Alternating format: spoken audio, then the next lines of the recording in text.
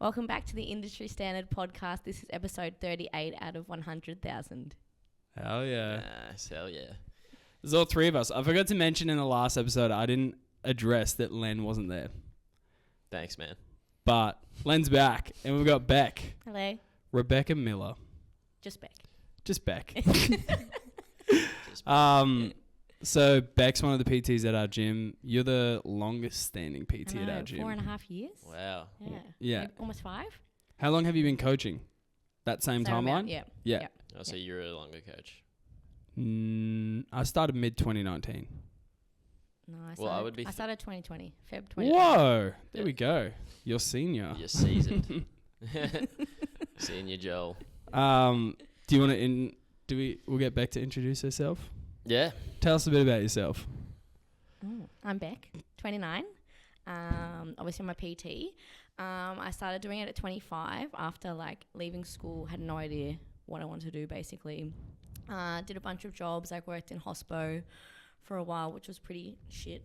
Oh, can you swear? Yeah, Okay. 100%. Fuck yeah. Which is pretty shit. Like a waitress? Yeah, in a hotel in the city. So I used to get up at 5 a.m. catch the bus. I remember that because you were juggling the two, weren't you? For a while? Yeah. Which, I mean, the only good thing about it was starting PT during COVID. Then COVID happened. Then I had that job to get JobKeeper from. So I had JobKeeper from them. So what was that, $750 a week, whatever it was? So I was getting that, not working, but I was doing my PT stuff on the side. So I was actually putting all my money into my business. So I say it was bad, but it's actually really good in terms of PT. So yeah, then I left there when I got really busy here. And yeah, been here 4.5 years doing mainly face-to-face training, but still did a little bit of online. What else? I have a dog. She's my daughter. Yeah. And then, yeah, not much else. Yeah. Yeah. Awesome. Yeah, Daisy. Yeah, Yep. Daisy. I know that because you're one of those people that loves your dog so much and posts about that. I just know. Everyone knows her name. Yeah. And they're like, yeah, Daisy, how's Daisy? I'm like, how do you know her name? And I'm like, I post my whole life on social media. That makes sense, yeah. Cool. Why'd you become a PT? I had a coach myself. When was I? When I was 19 maybe. And he actually got me into the gym. One of my ex-boyfriends started going gym and I was like, oh, maybe I'll go gym too then. And then I was like every other girl that started the gym, wanted to lose weight. And then I actually fell in love with training and how much it helped me out, I guess, physically, but also mentally, a lot of confidence from that as well. And how much he helped me, I thought this was really cool. And I was like, well, I want to help people do the same thing. So basically, the reason I became a coach was because of him and how much he helped me, and I wanted to do the same thing. Who was your coach? His name is Daniel Porter. I didn't know this. Daniel But Porter. he's still a PT now. Like a bodybuilding coach? Yeah, he was bodybuilder. Yeah. Cool. Yeah. In actually it was in Eltham. Do you know Equilibrium in Eltham? Yeah. Yeah. So I started at Jets Templestowe, and then he went to Equilibrium Eltham, and then I worked there with him. And then when I became a PT, I was like, I don't need a coach anymore. I know everything. And then I stopped training with him, and then I was like, I actually don't know everything. Yeah. We know nothing. What percentage of PTs do you reckon have become PTs after being coached? A lot? Yeah, an Yeah. insane amount. But I no don't- one's going. I was a bit different. I started because I didn't get coached. Fair. I reckon a lot of people. Nah, I would actually say not that many. Not enough. You reckon? No, I reckon everyone sorts their health out. Obviously. Yeah. They have their own transformation. Yeah. That's No, better. I would argue the opposite. Nah. I reckon most fresh PTs are completely ignorant to how much they need a coach and they've never had one before. And they just do their cert 3-4 because they've trained a buddy. And then, yeah. Well, I thought I knew everything. I was like, I don't need a coach. And then I was like, actually, I do. Yeah, because most freshies I talk to, they don't have a coach, never Yeah. have. But there is plenty that have. They've been coached and go into it too. If you're a PT and you don't have a coach and you've never hired a coach, go Red hire flag. a coach. It's a big red flag. Yeah. Mm. Yeah. Yeah, so you've been a PT for 4.5 years. What are some gold nuggets just along the way? What are some things that you've learned? What are some things that impact other people? What are values that you bestow upon your clients? Like just regular themes, like we're always doing this. I guess one of the main things, like a lot of people, I only train females, a lot of females come to me feeling really like, I guess, lost, not confident, things like that, and they don't realize how much the gym is helping them out, I guess, mentally as well as physically. So I guess that's a big thing, the confidence that they build. And also like building habits. And it's like, I'm always telling my clients, like, I guess I have a few clients at the moment that have lots of other things going on. And I was like, gym's always going to be there.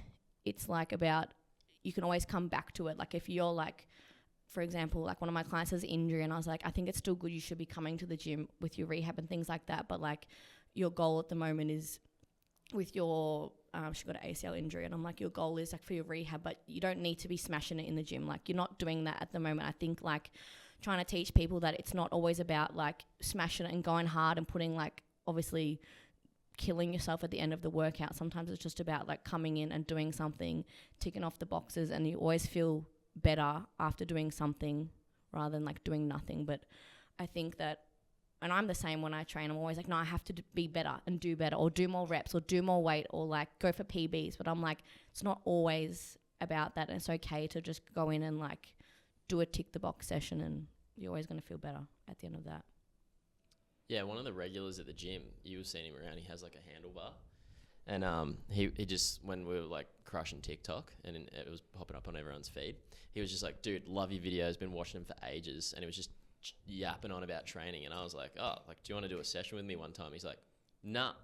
Like, I just don't even want to get anything out of my training. I just know that if I don't come, my mental health shit. Yeah. So coming is just, I don't even care about my training, man. I just come.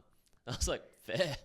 That's good. Everyone has different goals, and you don't realize that. Like I have so many clients that just for mental health, they're like, oh yeah, I just want to do something and move. I'm like, it's good. Like it's not always about smashing it. Awesome. Yeah, I found recently, like as PTs, we like rant on, or at least I do, about like have a program, track your weights, blah blah. But there's a lot of value in just getting out there sometimes and just moving. There's some of my favorite sessions when I'm just like, I'm just gonna get out, do the exercises that I like doing, not even necessarily optimal. Just have fun with them, push them heavyweight and just get through it. Chase the pump or something like that. Yeah. Not even focus on, I guess, like, the more science-based sides of like what a good program would be, but just have fun. Yeah. So that's something like I think anyone who follows you would notice is a lot of what you put out there is like having fun at the gym. Yeah. You have a lot of funny videos and good content. Yeah. What did it like? When did that start to happen? When did you feel like you were at a place with gym where it was that fun space, and what has that changed for you? Definitely probably in the last, I guess, few years. I think it's obviously easier because obviously I work there. I feel very comfortable in the gym, but starting at a gym, you do feel very nervous, I guess, and scared to even just be there. So I feel like just being, I guess, silly in a way just makes me feel more like comfortable in the gym. And I hope that what I portray as myself online is what I am like in real life. And I think a lot of people say that to me, like people come up to me and be like, you're always smiling, you're always having fun, like you're always like mucking around, which I don't know if that's a good thing or a bad thing. And I was like, I can be serious if I need to be. But I think that it just creates a really like comfortable environment. And I've had people that aren't even my clients like say like, I feel really comfortable being in the gym because you're so happy and fun and approachable. Like I feel more comfortable being here because you're like that as well. But I reckon, definitely in the past few years I've been like that. And I try to like make things fun and show, I guess, like I said, only training females, but show them that gym actually can be fun and it's not scary and doesn't have to be like this kind of like male dominated place. Like females can come in here and still have fun and make progress as well.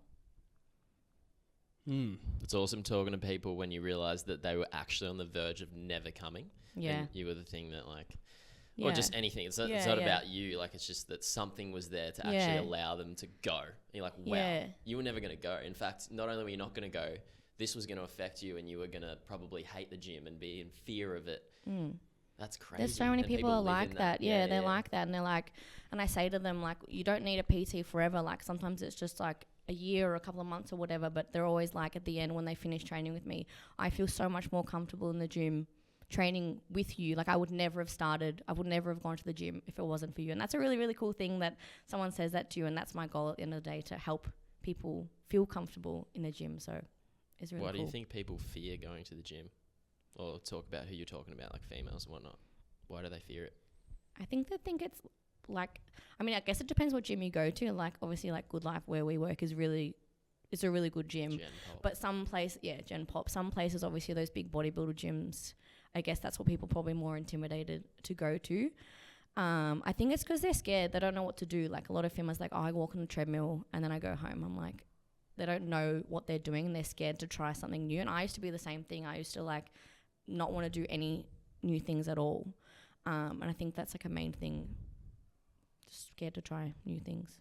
Scared of trying new things. Yeah. Yep. Scared of the bodybuilder dudes. Yeah. Overpowering the gym. Anything Yeah. else? I guess what I'm trying to do is let's nut it out to have some bit of like a solution. If you're you happen to be listening to this and you are scared of going to the gym, anything else? Scared of what people think of them? Yeah, that's what. Yeah, I was. I had one of my old clients' friends reach out to me the other day, and she's like, I haven't been to the gym for a while. Can you just show me a few machines?" And I was like, "Yeah, of course I can." And I was showing her how to use the seated leg curl machine, and if you know, that's so many like things to adjust on that fucking machine.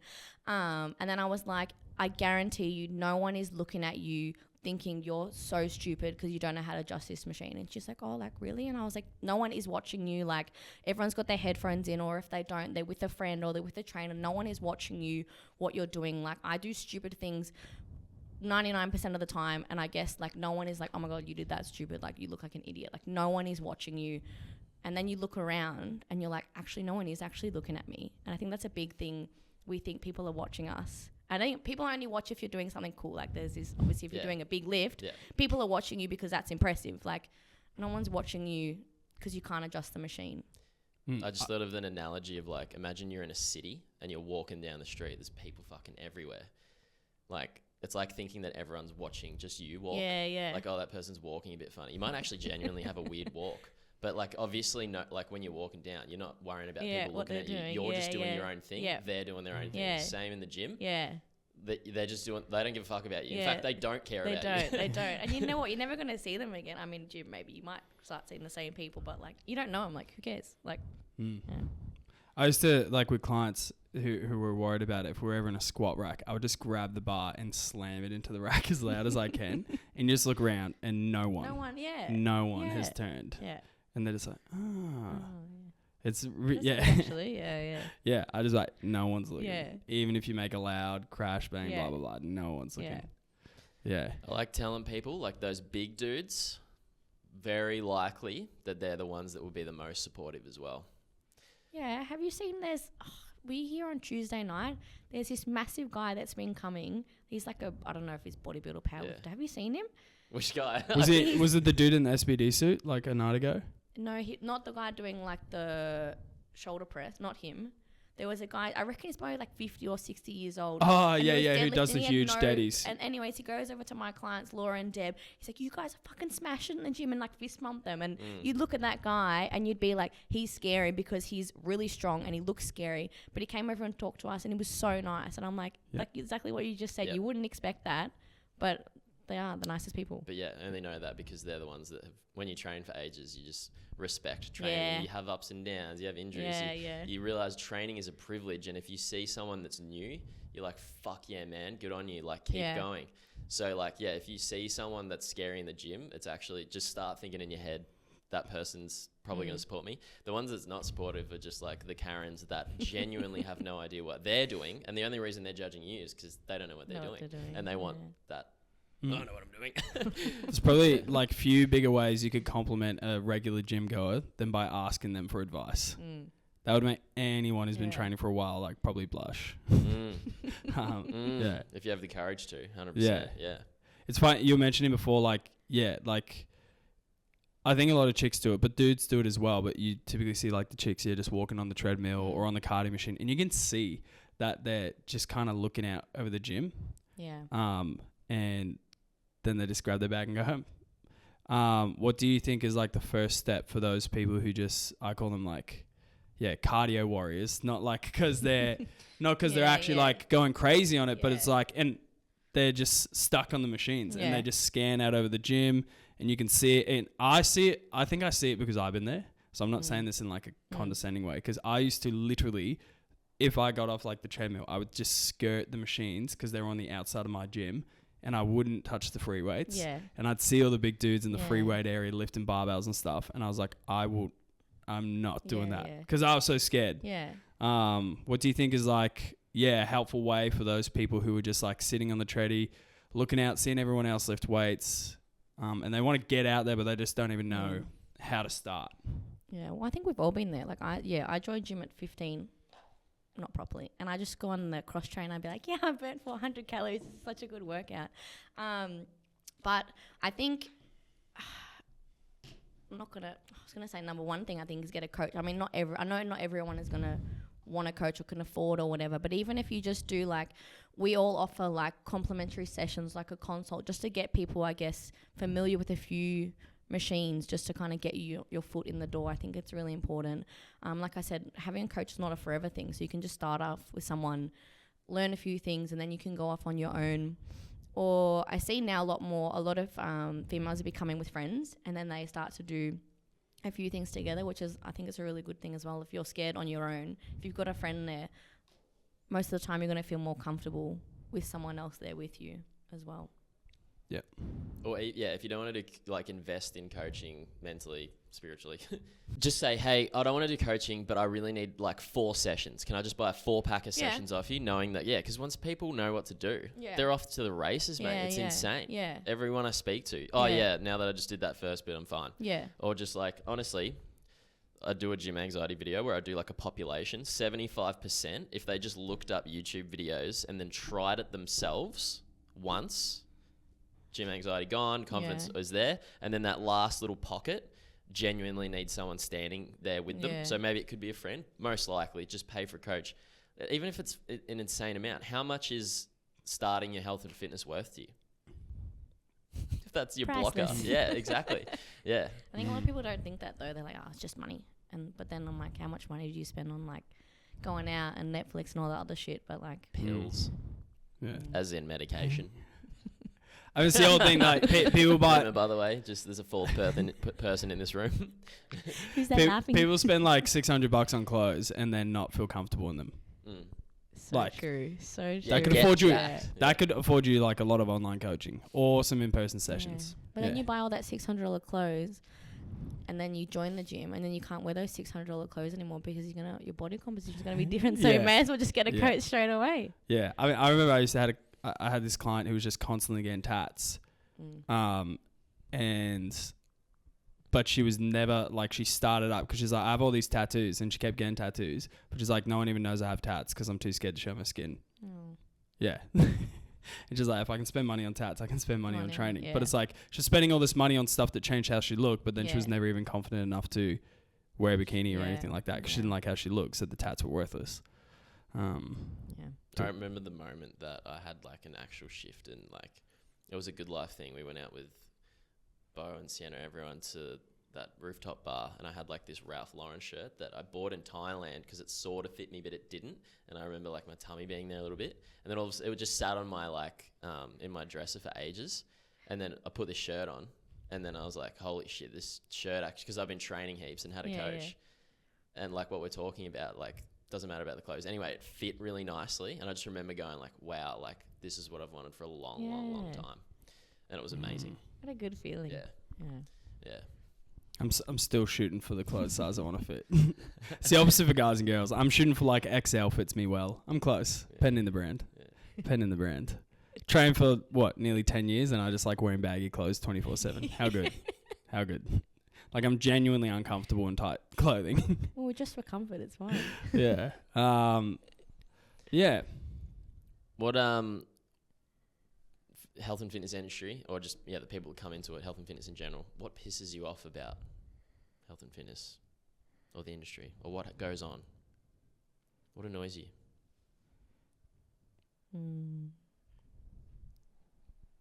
Now I'm trying to think. Yeah, have a think. What annoys you? Lots. Yeah, fucking hell. I can spin off something. How long is Well, a piece of Do you thread? mean the industry or the gym or just Well, both. anything? Either. For me, industry, it's like pushing people towards bodybuilding splits, macros, putting them through this like just this funnel, and not really like here's the system, you got to like come to it. It's not like what is your health and fitness journey. Whereas Stop waving the hand in front of the camera. Sorry. so many people come in. Well, it's going to be a me on me anyway. Anyway, so many True. people come in and they don't need that. But if they do it, they get the Yeah. results. I'm not like, if you want to come into this and they just do it, they will get the results. Fair enough. But I just don't think it's just like, come in, you do this. It's not applicable to them and their lifestyle. And then what pisses me off about health and it's like steps, the corporate world, how people don't know that all they need to do is just get more steps, lose weight. They probably don't even need to do anything to their diet. The company should be supporting them. Just the government, like just any sort of support and, I don't know, funding things towards health and fitness, PTs, gyms, all that sort of stuff. There's so much. Yeah. I mean, that's my thing. If I was ever to like go to Parliament and lobby something, it would be like mandatory walking breaks and work. Because like people get smoke breaks. I'm not even like exaggerating. People get smoke breaks, what, 5-10 minutes? Imagine if you just made like 2 to 3 mandatory like 10-minute walks throughout the day, That's just actually good, scattered. yeah. Productivity would be better. Yeah. People will get more work done, guaranteed. The Because world would explode if that happened. There's so much research behind brain activity, clarity, focus, creativity, mental health, like better mental health, behind just literally walking, and then people lose weight. People just Anyways. don't want to walk. I'm not going to Parliament. No, they do, Yeah. they do, they do, they do, You they reckon? do. I they tell do. so many clients, I'm like, I'm not doing this, I'm not doing this. I'm like, how many steps are you doing a day? 2,000. I'm like, well, let's try and get that to 5,000. Oh, I can't. And I was like, why not? Like, I have the discussion. I just go, it's not a choice. yeah. Like, no as in like, if you coach with me, 5,000 is not a choice. I just go for life. Unfortunately, if you want to be healthy and live a long life, you have to walk 5,000 steps a day for the rest of your life or more. End of discussion. It's literally not a choice you can make. That's, to me, anything, even 5,000, I would teeter on that sedentary, in my opinion. Yeah.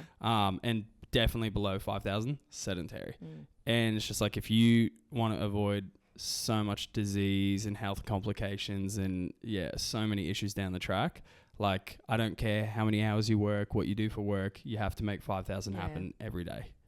Or like on an average across a week. If you have a lazy weekend, that's totally fine. But yeah, that's the conversation I have with them. I'm just like, but it's just like, you just got to sometimes be like, don't see this thing as a choice. This isn't this isn't a fitness trend we're doing to drop a few kegs. Like, this is the floor. And it's a pretty low floor too. Yeah. People want to. They're unhealthy and they don't want to be unhealthy. But they have baggage. And it could be like, I haven't taken action on anything regards to my health and fitness for 5 years. In which case, we know that first step is just huge. It's sluggish. It's like you've literally got chains and wet clothes on you. Just that first step. But once you're in a routine, that's not like that anymore. They do want to walk. It's just their routine's completely fucked. Their lifestyle's cooked. Nothing comes to mind. Nothing pisses you off. Or just, with clients, things that you wish happened a bit more. I think in like clients, as in like, sorry. Oh, good. A lot of them undereat. That pisses me off. And then I remember one day, I don't know which client it was of yours, Dylan. You came up to me and you were training a middle-aged lady, and you said, and I was training, and then you said to me, tell me what you've eaten today, Bec, or yesterday or whatever. Do you remember this? Yeah. How many calories have you eaten? Yeah. And I listed all the foods that I eat, which is a lot of food because I'm hungry. And I can't remember what she said, but something like, really? And you look like that? And you eat that? And I'm like, yeah. And Dylan, you said like, told you or something. Yeah. Like, is that what I think happened? It was Alison. Yeah. It was just like, because there was a lot of resistance to like eating more. Yeah. And she was training heaps. Yeah. She was doing the training. I was like, we can eat more. Yeah. Yeah. I think that's a big thing. And then they're like, oh, it's my mum. My mum does this. And not a lot of my clients do it as well. They're like, I'm not losing weight, or I'm not doing this, or I'm gaining weight. I'm like, what are you eating? And they tell me, and I'm like, that's not enough food at all. And they're like, oh, but I have to eat less food to lose weight.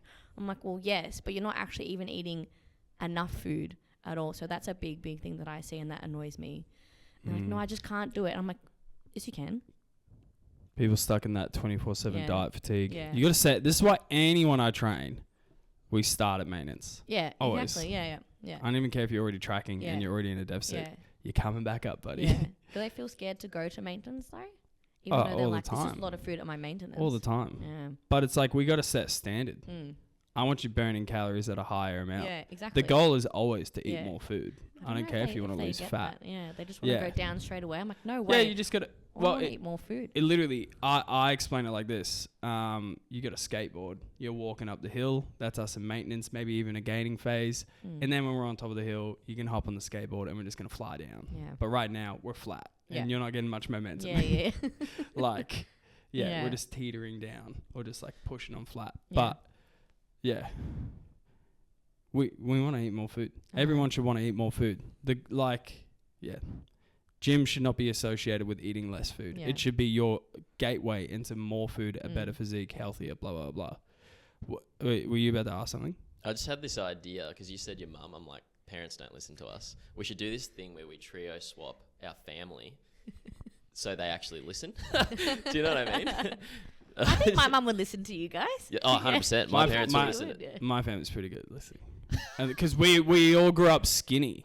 Mum was Yeah. always like, eat more food. Oh, Yeah. okay, I've always had an incredibly healthy relationship with food. I think So it's different than if you do like someone that's skinny. It's hard to gain weight, whereas being in like a family that you're a little bit yeah. big. Well, my family not big or anything like that, but a little bit bigger. It's like, oh, you can't eat that. You can't eat that because you're gonna gain weight. Like it's I different. mean, mine came with other things. Is like when I started gym, and like mum wasn't trying to be negative in saying this, but she's like, oh, like it's just genetics. Like you'll never get that big. Do you know what I mean? So there was that stuff that I Yeah. then carried. Was like, oh, I'm always gonna be skinny. I can't put on that much muscle. Yeah. Like it's just how I'm built. Mm. She didn't have issues with me trying to put on more, Yeah, but she was yeah. like, oh, we're just skinny people. Yeah, You know what I mean? But yeah, so my issue was never eating too much at Yeah. home. What would you say? So like Pilates is a massive trend now, and I talk about Pilates a lot. I'm not anti-Pilates. It's just being blown up to be something it's not. Yeah. And I feel like a lot of chicks are starting to deviate away from weightlifting and go to Pilates because they've seen all these TikToks and reels and stuff about how Pilates is going to like build your dream bod. It's going to snatch your waist, grow your glutes, get a defined upper back. What would you say to all of that as a female who's been in the game for ages, has put on muscle, like you've done so much strength lifting, powerlifting, you've done it all. Yeah. Again, I don't have anything against Pilates either. I've done it once actually, and I enjoyed it, but it's not what I want to do. I think that a lot of females, I think even still now, they think they're going to get big and bulky from gym and strength training. And I'm like, well, if you want to, yes, we can. But if you don't want to, then we don't have to do that. I still think that if that's their form of exercise, that's great, them doing at least something. But most people that I meet, they tell me they want to tone up. So obviously, lose fat, gain muscle, body recomposition, that's strength training, what we do. I think a lot of people are just scared to get into it because I had a friend, she's still my friend. I remember a few years ago, she said to me, she wanted me to train her, and she's like, Bec, but I don't want to be like, I can't remember what word she used. She's like, I don't want to look like you. I'm like, what's wrong with what I look like? And she's like, she's just like, you just look really like big and muscly. And like, I don't take offense because it's what I want to look like at the end of the day. I don't really care. And I was like, you won't look like me. Like, if you want to, you can. Good luck. Yeah. Bitch. And then, I know, right? She's one of my best friends, so I can be mean to her. And then it was maybe like a little bit later in the year, and I was in bathers, and she's like, oh my God, Bec, you look really good. And I was like, you just saying to me a couple of fucking months ago, I look really big and muscly, and you don't want to look like what I'm looking like, but now I'm looking like this, and you like that. And I was like, this is from strength training that she used to do all the BFT and all that shit, if that's what you want to do. But yeah, I always remember that. And I was like, you told me I look muscly, and now you're saying you like what I look like. And I was like, this is what we do from strength training. I actually finally got her into the gym this year, training with me. Hell yeah. And I was like, you're not going to look like me, but you're still going to get what you want to achieve from strength training. It's just, I guess, that fear of being big and bulky. And I guess you see some people on Instagram that look a certain way. I'm like, you're never ever going to look like that person, no matter what you do. Was it Arnie or something? someone was once saying to him, like, oh, I want to lift weights, but I don't ever want to be as big as you. And he's like, don't worry, you never will be. Sounds like something you would do. Yeah, I feel like this is a conversation I have all the time when you get into that, I want to be toned, and then you get into but I don't want to get too big. Yeah. And I just go, even if you did, which you won't, but even if you did get too big, just don't train that muscle anymore. It's the whole holiday thing. 2 weeks of no lifting weights, my muscles are gone. They're not. Your glycogen stores just deplete. You lose the pump. I explain it like your muscles when you're lifting weights are basically just swollen 24/7, which is epic. And when you stop training them, they deplete their glycogen stores. They hold less water. They hold less volume. You're not losing muscle yet. They just get smaller. So like if you ever did go, oh my gosh, no one's done this, but oh my gosh, this muscle's too big, just don't train it. Just reduce volume, train it lighter, and it will within 2 weeks look significantly smaller.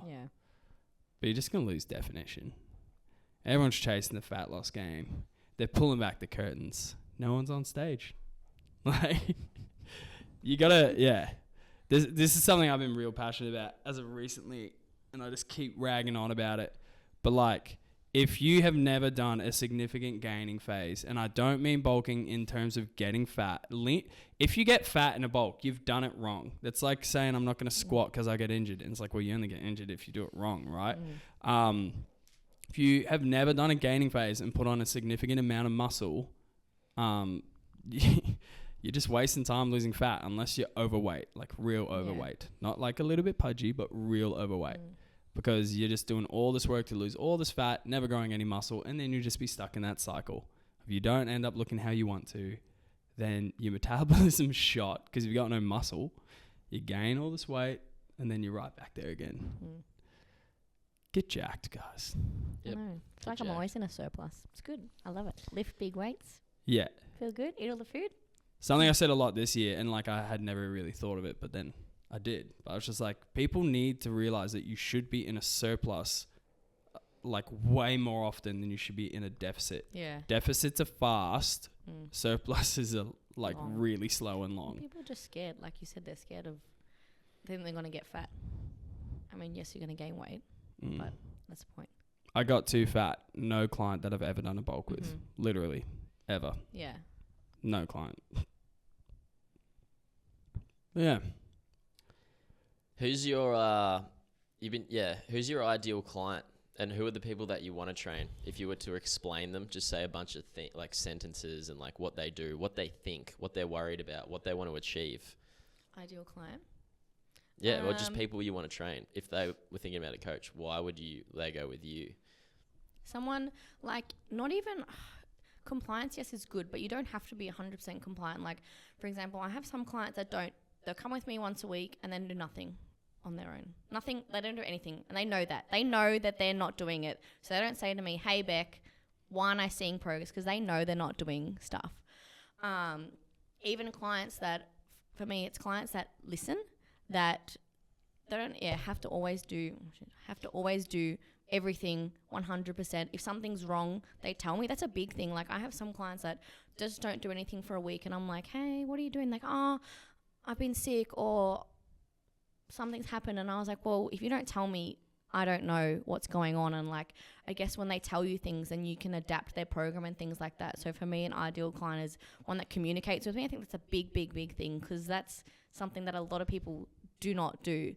And I think that, like I said, I don't care if you don't do all your workouts. I don't care if you're not tracking your macros or doing this or doing that. Like, just communicate with me and tell me what's going on.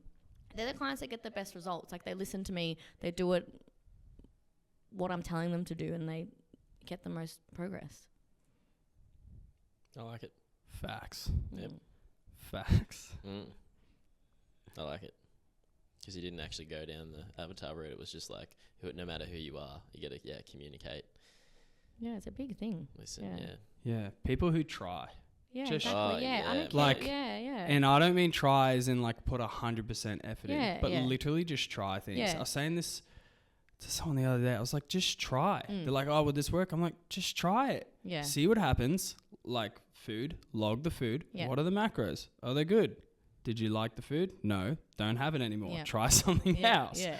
Oh, I like this food. Were the macros good? No. Cool. Let's tweak it. Yeah. Like, let's Yeah. try something Yeah. slightly different. Yeah. But if you don't try and just start doing things, try tracking, Yeah. try training, try a new exercise, just give it a shot, film it, send it to your coach. You're just gonna get shooting there, yourself in the yeah, foot. yeah. So bad. People are scared to try Mm. new things. Like I said, that's like I was. I'm trying to be I'm like a yes girl. That's not in all aspects of everything, but like I try. Even a few years ago, I was like, I'm gonna always say if I want to do it, yes. But if things that kind of scare me, I'll say yes to doing things. To put me out of my comfort zone. I remember when I was like young, in kinder, I had no friends. I don't know if that's kind of like a shock because how I am now. And my mum and dad were really worried about me because I've had no friends. And mum was like, Rebecca, you never tried new things. Like you're like an ostrich. You put your head in the sand. That's something that's like in my brain now. Like I think about my mum in my head saying like, don't be an ostrich. Don't put your head in the sand. Just try new things and give it a go. Doesn't matter if you fail at it, like just means you got something to learn and to improve on. Like you're never going to be an expert at the beginning, so you just keep on trying and trying and trying until you get there. And I mean, if you don't get there, then you've given it a go and you can fuck that off and try something new. Don't be an ostrich, I like. Yeah, see, That's so don't be an deep for ostrich. a kid Yeah. in kinder. I'm like, Yeah. But it's just like the right amount of like it hits. That's good. But it makes sense. Yeah. Yeah. So don't be an ostrich. Yeah, I like to say, mainly or can't be. It's less uncomfortableness or more can't be bothered, Mm-hmm. or nah. As soon as I feel that, I'm like, yeah, let's just go do Yeah, it. let's do it. Yeah. Yeah. Don't think about it. Just do it. Yeah. Yeah. You got any other questions? Is that what you're looking at, or are you texting? No, I'm checking the room in case someone Okay. booked it to just make sure that we're cool to keep They're running coming. over. I did. Cool. Shall we wrap it up? What do you do at the end of the podcast? You just We didn't do a plug. mood meter. Fuck. We didn't do a mood meter. What's that? We, Oh, and we should have got her to do a cringe min. Can you A think of what? a cringe min? It's just like you just cringe tell min? like what's the cringiest memory of yourself you can think of? What's like one of the most embarrassing things that's ever happened That to you that I've you've done? done? Fuck. You should have asked me to research this and I could have come. Usually we do. There would be so many things. Oh, I don't know. You just have to take them home and think about them in bed when you're trying to sleep. They'll all come back. They'll all come You back. should have got me to research it. Was it you? I You don't would know. kiss the phone? No, you would No, I'd write type, out. I love you You would type. into the. What? So what? Who was it who kissed the phone? Someone told us they were kissing the phone. Nah. I don't- Nah, I I'm don't telling. Is this when you were like younger? Not on the potty when I was. No, not on the potty. Yeah. But Yeah, when I was younger, I'd crush Oh. really hard on girls, and then like one of my crushes, like I'd be texting her, and then I'd write I love you, but just not send it. I'll just let it. What if sit you there. sent it? Did you send it one day accidentally? no. Oh, No. That would have been But good. he would just Yeah. write it there and look at it. But like, I think the cringiest part is like That's actually 100%. That's something I could. So That's 100% something I could have seen myself doing. Yeah. As a kid. Yeah, Oh. So painful. that's a true. I don't have many, but that is true cringe. I'm sure I've done something. No, that's going to annoy me. That's really going to annoy me. Ooh, you just message us and we'll be like, everyone for the Bec episode. This was Yeah. ours. Yeah. Exposed. All right. Wicked. So if someone's listening to this and they want to follow you or They're reach like, out holy to you, shit, I want to train with Bec. yeah. Yes, please. How can they find you? On Instagram, my handle, is that what it's called? Is Bec Active. We'll put it in the show notes. Thanks. Anything else? Any specific links? How should they, if they follow you and they want to chat, ask questions? Just send me a DM. Yep. If you want to inquire for coaching, there is a link in my bio. But yeah, send me a message and we can go from Same there. gym as us. So if you were thinking about a coach but didn't vibe with either Joel or I, you're like, fuck yes, this girl. Same Yep. gym. You can just be like, hey guys, great potty, went with Bec. Yeah, let us know too. Yeah. Let us know that you could have gone with us and you didn't. Yeah, because things like that really pain me. It'll make me feel good. All right. Thanks, Sweet. Bec. Thanks. For having me. Thanks. Bye. Bye.